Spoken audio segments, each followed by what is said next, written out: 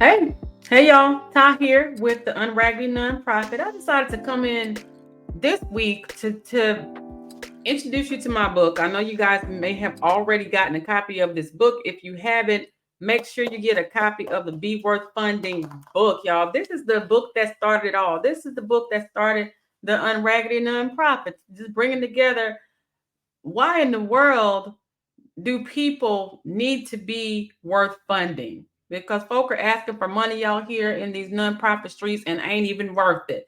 This brings me to today's episode. I want to talk about the chapter in my book called the 20 Truths, y'all. My favorite chapter, which is just kind of a compilation of the trash I talk a lot of times on social media, on Facebook, and just kind of vent a little bit about the problems that I see out here in these nonprofit streets. But truth one is actually my favorite truth in the chapter, the 20 truths that you'll find in my book, Be Worth Funding. Again, if you don't have the book, go to my website at tyboone.com and you can get the book, Be Worth Funding. You can also get the workbook. You can go to the Amazon and get the book. But anyway, 20 truths.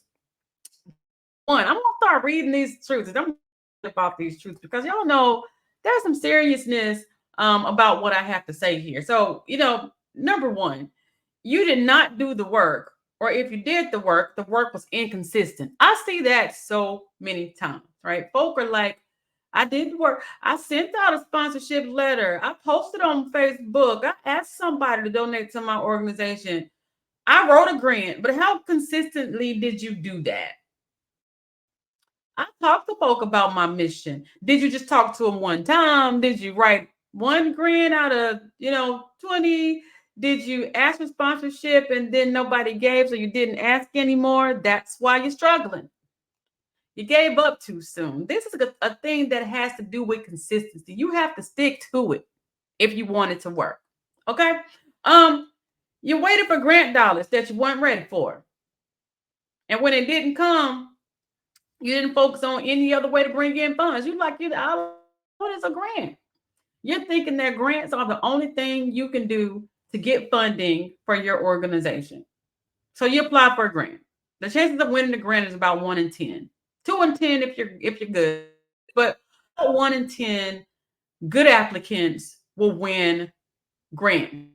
Okay? So if the grant is the only thing you've done, what makes you think that's the only thing or the only way that you can get money? You're gonna sit there and you're not gonna get any funds because that's the only thing you did. You gotta diversify or die, ladies and gentlemen. All right.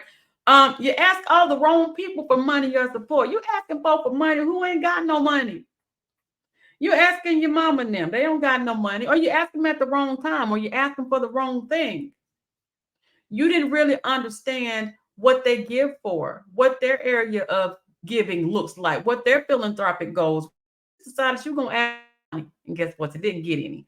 That makes you a little bit raggedy because you didn't do your research. All right. You thought that grants were the only way to fund your work. We said that already. So you spent time chasing them instead of time getting in position to attract them.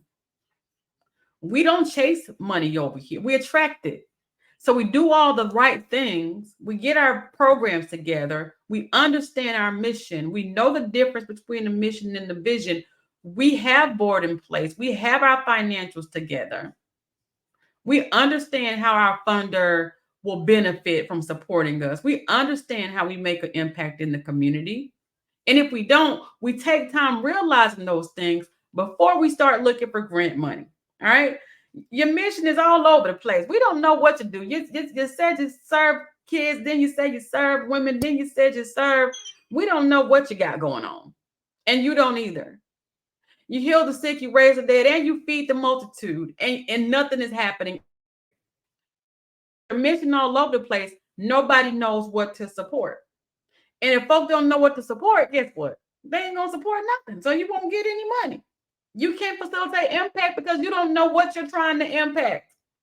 You can't do, especially if you are a lone leader. You're starting this thing by yourself or you're running this thing by yourself. It's not even possible that you do all the 100 things that you said you're gonna do. Focus, people. Focus. Focus so that somebody will want to support you. All right. You listening to folks, you listening to these people out here in internet land and on social media who are telling you that all you got to do is get your 501c3 approved and you'll get a grant. And you have yet to find that to be true. Stop listening to everybody. You rather listen than position. Once you get in position for the funding you seek and you understand the little bitty details go into place when you're talking about position, you will be better for it. You definitely attract more funding that way. Um, you thought just because you got a 501c3, you're gonna get money. Now your feelings hurt. You went and you did that 1020 E3EZ, you paid your 275 to the IRS, and you figured, you know what? I'm gonna get some money because I got my 501c3 approved. And then when you didn't get the money, you got discouraged and you stopped. Then you're like, oh, I didn't get any money, so I'm gonna stop and I'm not gonna do this because it's not working out for me because I got some misinformation and now I don't know what to do. That is what happens when you are misinformed. It takes more than your 501c3, your 1023 application approval for you to be in position for funding. All right. You didn't consider that nonprofits work requires work and you have to develop. So just like you have to for a for-profit and create products and services that you might sell, have your marketing strategies together, having some funds set aside for rainy days. You have to do the same thing for a nonprofit organization. Nobody told you that, huh? So now you're out here raggedy, don't know what to do. Funding is not coming, being desperate, trying to figure it out, right? But these are things that you need to have in order, all right? You are trying to be an organization of one. That's huge. And didn't know how to utilize your team or your board. Some of you got boards and don't know where to put them, don't know how to use them because, again, you think you own this thing. You think you're supposed to be doing this thing by yourself, right? So you don't know how to put your team in place. You don't know how to delegate. You're getting by because you're trying to do all the work and then you show up raggedy. All right. Then you don't truly understand how your organization makes a difference. And when you don't understand how it makes a difference, it's hard for you to articulate to other people how you make a difference or what impact is being made. If you ain't got it, I ain't got it. If you can't get it, I can't get it. If you don't know what you're doing, I don't know what you're doing. And if I don't know what you're doing, I'm not going to give you any money for it. That's just the bottom line. That's me and whoever else is trying to support your organization. If we don't know what's going on, we can't give you any money. It is your job as a nonprofit leader to understand your organization so that you can communicate your organization, not only its needs, but its impact to potential funders. If you can't do that, we have a problem. Why are you here? Why are you working in this organization if you don't know what the potential impact of this work looks like? This is so much deeper than having your paperwork done. This is so much deeper than getting Walmart or somebody to give you a $300 grant. It's deeper than that. How do you serve? How do you make a difference? All right. My next favorite, I'm just going to do a couple of them today. My next favorite truth that you'll find in the 20 Truths chapter of the Be Worth Funding book. Again, here it is. Here it is. You make sure you get that if you can get that. All right. It's truth 5. When you make those looking for a grant writer post on Facebook, I see y'all out there making these posts on social media and stuff. Y'all be like, I'm looking for a grant writer. Don't have nothing together on the inside. Don't know what the grant writer gonna be doing. Don't know what kind of grant the grant writer is gonna be writing. Don't know if you're ready for the grant writer is trying to write or nothing. All you know is you're looking for a grant writer. What we're failing to understand is it's the grant writer's job to develop your application. It's your job to develop your organization. And if your organization is not developed, you're not ready for a grant writer. Shouldn't be looking for one. If you don't have a grant writing budget, shouldn't be looking for a grant writer because you got to pay the grant writer. And no, ma'am, we don't pay the grant writer after we get the grant. That's another story for another day. But you want to make sure that you are in position to hire a grant writer if a grant writer is indeed what you need to be hiring. All right. Well, you don't know if you're producing actual impact or not. Do you have proof of impact? Or are you just saying that you made a difference? Did anybody evaluate this so that you can confirm that what you're doing is making a difference? Have you been able to follow up with those people that you serve to see whether or not you made a difference? Right? A lot of folk don't understand. This goes back to the grants part. That number 5 truths was really focusing on grants in the book. Again, here's the book. The number 5 truths was, you know, understanding that grants are not guaranteed. Sometimes we get in a situation as nonprofit organizations, especially those of you guys who are new and who were under the impression that grants were going to save your life, as you know, your life and get you out here in a better position. Then you start to apply for grants or you start to hire grant writers, and then you feel like you wasted some money because you didn't get the funding. Understand that grants are not guaranteed. Doesn't matter who wrote the grant, they're not guaranteed. This is why diversifying your funding efforts is so very important. This is why you have to mix things up. Because if grants are not guaranteed, you're not going to get funds if grants are the only thing you're trying to do. Okay, stop listening to folks who tell you to go get a grant, start a nonprofit, get a grant. Stop doing that. All right, make sure your organization is ready on all fronts. Make sure that you understand how to diversify your funding efforts. Mix it up. Do the work and mix it up. Mix it up. Making sure that you have a little bit of funds coming from diverse revenue streams that's related to your mission so that you can drive your mission forward. Understand your mission. If you don't understand your mission, you're going to find it very hard to fund it because you're having to communicate your mission and what you're doing now to those people who are wanting to support you.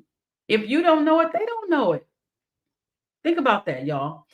Being unraggedy out here means that you have to understand some things at the core of your organization, some things that you have to understand. Now, you have, excuse me, we have organizations, we have more established organizations who really get it. Right? They've been in it for a minute. They understand that this is nothing that's an overnight thing. They understand the processes and the procedures that's related to nonprofits and nonprofit development. They're ahead of a lot of smaller organizations because they understand this. A lot of the larger organizations are ahead of smaller organizations because they hire in people who understand this, who already know how this works, right? The culture of the new founder in nonprofit organizations is just wild because somebody romanticizes it. Somebody romanticizes starting up nonprofits to live your best life. So everybody start a nonprofit, and then when they get into the work, they're like, "Oh my gosh, this is not working. Now I'm disappointed. Now I hire a grant writer, and I didn't get the grant, and I didn't understand that grants weren't guaranteed. So now I'm disappointed in the grant writer. Then I hire a nonprofit consultant, and they're only supposed to show me and demonstrate and give me the strategy, but I didn't know that I was supposed to implement the strategy. Now my feelings are hurt because I didn't get funding, but I didn't do anything." We always end up in these situations when people go into things not understanding what they are looking for, even in the nonprofit world, right? What you should be looking for as a new nonprofit leader is ways to develop yourself as a leader and ways to develop your organization so you can serve those people that you're wanting to serve. If you are an established leader, you should be looking at ways to grow and sustain because you have all the other stuff going for you. You got stuff, you have partnerships, you have sponsorship, you have grants, you have a diverse mix of funding in your portfolio. If you are a new organization, you may not have all that stuff yet. So you're struggling a little bit. So you need to focus. Where can I put my energy and effort now so that I can see some impact in my community? If fundraising is what you need to do today because you can't write a grant, can't hire a grant writer, you do that. And then you add the other stuff as you grow. Sometimes this new organization, we try to take it too fast. We're like, oh, I want to be like United Way. Not even realizing that United Way puts a whole lot of money into the things that they do. You ain't got no money. Okay. First, you want to get the money. In order to get the money, you have to attract the money. You have to do the work. You have to implement the strategies. If you understand something basic like, a solid board helps you to attract funding. The first thing you need to do is to work on making your board solid, not looking for funding because your board is not solid. You want to skip steps. Understand that building a solid program that has a program logic model with the program that also asks you questions on how to develop your program, where your program is going, and how you're going to evaluate your program. If you understand that having that piece of information puts you in a better position to attract funding, but instead you decide to skip that part and you just go ask for the funding and you don't get the, well, it's because you tried to miss a step. Everything, if to do things in order and how they're designed to be done, there's almost no way that you cannot be a funded organization. But if you're trying to miss steps and TikTok your way into to being a successful nonprofit, then you're gonna find yourself in trouble. You're gonna find yourself not funded. You're gonna find yourself missing some valuable steps that could get you ahead faster, better. And when I say faster, I'm not talking about the speed of light faster. I'm talking about fast as it relates to your organization's growth. You don't have to do it overnight. Time. Ain't no rush. You ain't gotta rush it, especially if you're gonna rush it and be raggedy. Why are you rushing it and you're raggedy? Why are you rushing it not ready? Why are you rushing for a $500,000 grant when you ain't got but one board member? Why are you rushing for $100,000 sponsorship when you don't even know what they're sponsoring? Why are you rushing for a $200 program grant when you don't understand the impact that your program makes? You, not your grant writer, when you don't understand it. Why do we continue to invite funders and potential sponsors and peers into our foolishness? This is what we're doing. This is what happens when you start getting momentum because you had this one great event. You had a back to school rally and everybody loved it, but you just had it to be happening. You really didn't know what you was doing, right? You had it because everybody else is having one. And you got a little success based on what you measure success as being for this back to school rally. But then next month, you're struggling for program money because you haven't developed your programs. Understanding that the pay is in the program.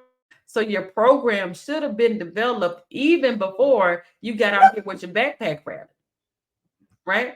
What happens when you put yourself out here and people support him? Y'all hear the puppies? He's all on the podcast, right?